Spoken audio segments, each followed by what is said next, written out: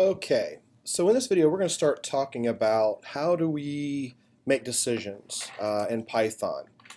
This is typical of any programming language, but we're going to talk specifically about Python. So we're going to look at something called the if-else construct. Okay, the way we look at this is we use an if statement to verify that a condition is true. If that condition is true, then we present ourselves with some tasks that we're going to do based on the fact that that decision is true. If for whatever reason that condition is false, then that's when we reference the else. So let's take a really simple example. We're going to set up a couple variables. We're going to say x is equal to 5, and we're going to say y is equal to 10. Okay? Now, if x is greater than 4, we're going to print that x is greater than 4.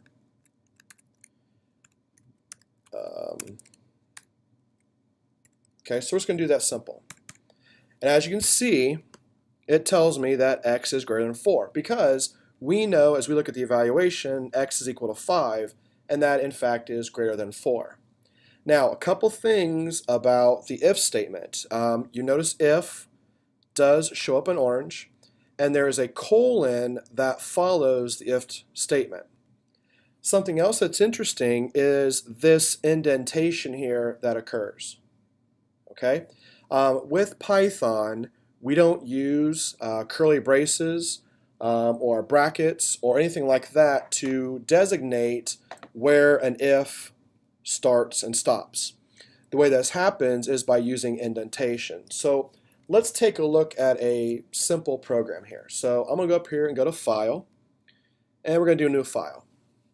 And what we're going to do is we're going to write a program that uses an if and an else statement to calculate payroll. Okay? So we're going to start off, we're going to create ourselves a variable called base hours, and that's going to equal 40. Okay? Because typically most people work a 40-hour week. Then we're going to do an overtime pay, and we're going to set that to 1.5. As a general rule, typically, people get time and a half if they get overtime. All right? Then what we're going to do is we are going to ask a user how many hours a week they work. So we're going to say hours is going to be equal to, we're going to do a float, and we're going to input, we're going to ask for enter the number of hours worked this week. Okay? So the idea here is we're going to prompt the user to enter in how many hours they worked. Probably should spell hours correctly. There we go. Hours worked this week. And then we're going to convert that to a float, if possible. And then we are going to store that as this variable hours. The next thing we're going to do is we're going to put in their pay rate. Okay? So their pay rate, we're going to ask for input, and we're going to enter your hourly pay rate. Okay? So again, we're just going to prompt the user to ask them what they get paid per hour. We're going to convert that to a float, if possible, and then we're going to save that as this variable pay rate. Now, what we want to do is we're going to calculate their pay. All right? So we're going to go through and say, all right, if their hours, the number of hours they worked, is greater than base hours. Okay? Meaning that they have worked more than, have they worked more than 40 hours? Okay? If that's true, then we're going to do a couple things. We're going to say, okay, their overtime hours is equal to their hours minus base hours. Okay? What we're trying to figure out here is how many hours over the 40 did they work. Okay? So we figure out their number of hours they entered in here minus the base hours of 40, that's going to give us how many overtime hours they have. Because we're not going to pay them for 45 hours at time and a half. We want to pay them for the 5 hours. Okay?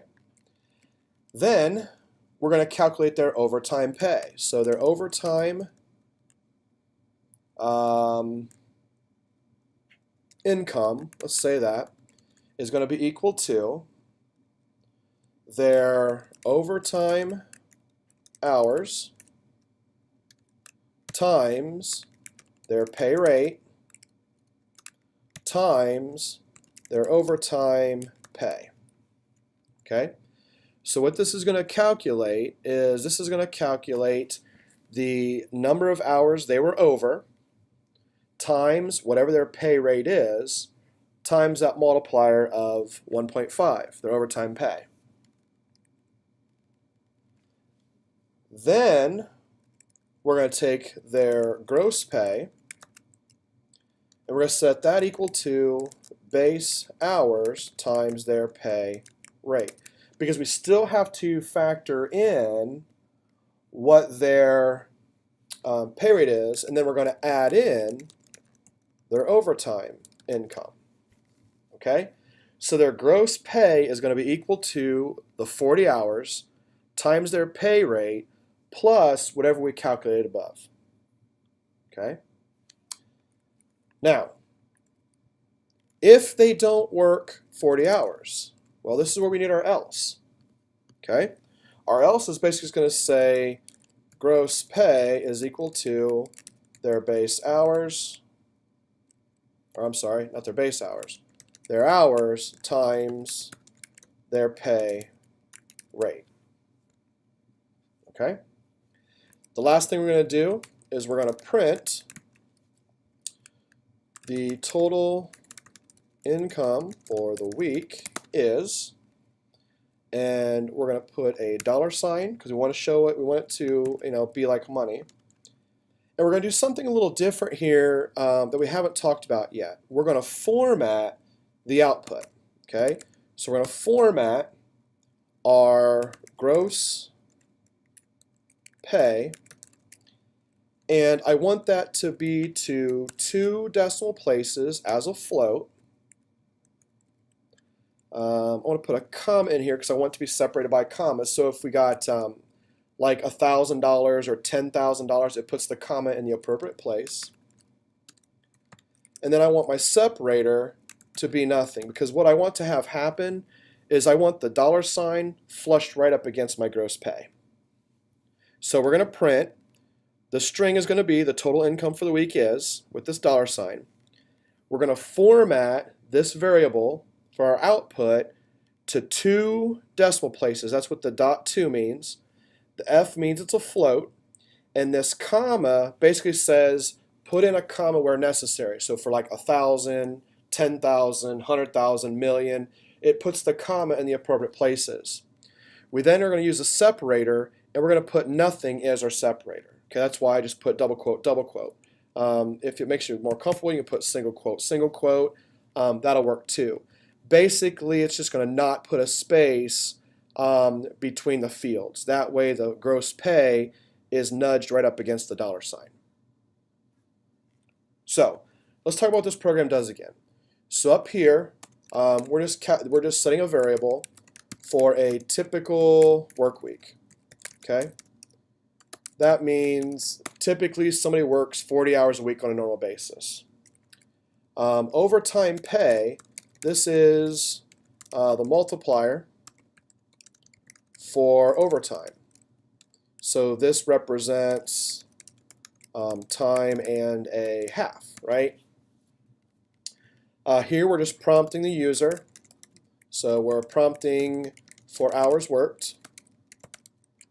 And then here we're prompting for their hourly pay, right? Because we don't know what those are, we have to get those from them. Now, what this is going to do, this if statement, it will be true if hours worked is greater than 40. Because the base pay, or base hours, we set to 40. So if they put something in that's over 40 hours, then this statement becomes true. If that's true, then we do these three things. We calculate their overtime hours, their overtime income, and their gross pay. Now, syntactically, we need to check this out. First, we do greater than, okay? And then we have this colon at the end of our if statement. Now, as I stated, you see these spaces here before these lines. Technically, you only need one space or one indentation for this to work correctly. Somehow, these have to be offset and shown as being under this if. Okay? If we don't do that, it doesn't know how to break those apart. For the simple fact is, we don't use curly braces or brackets to distinguish that. So that's what the indentation's for. So anything that's indented here, we assume falls under this if. So these three things here. The else, notice we left justify that back up. It's even with this if, so we know that this else goes with this if. We then have our colon after else. Now, the else, you notice, does not have a condition. That's because an else says anything else. I don't care what it is. If this up here isn't true, then we do the else. The else is a catch-all. And we're just calculating what their gross pay is based on the number of hours they worked. Okay? So, let's go ahead and test this. So, I'm going to go up here to run. I'm going to run the module. It's going to prompt me to save it. So I'm going to go ahead and save this as, I'll put this under my Python code here. And I'm going to save this as payroll calculation.py. Okay? So payroll calculation.py. We'll go ahead and save that. And here we go. So enter the number of hours worked in the week. So let's say that somebody worked 20 hours that week. And they got paid $10 an hour. Notice their total income for the week is $200 because if we take 20 and multiply it by 10, that gives us our 200. So let's run it again and let's see if our overtime works. So I'm going to run the module again. Number of hours worked per week. So I'm going to say I'm going to put in 45. Enter in your hourly rate, that's 10. Now, if this doesn't work correctly, we should get 450, right? Because if the if statement would be false, we just take their hours times their pay, which would be 450. Hopefully, they get more than that because they worked 4 hours overtime, or 5 hours overtime, actually. So I got that in there, hit enter. And there we go. The total income for the week is $475 for that week. Now, we can multiply that out. We can take 5 times 10, which is 50. And if you take 50 times 1.5, that's 75.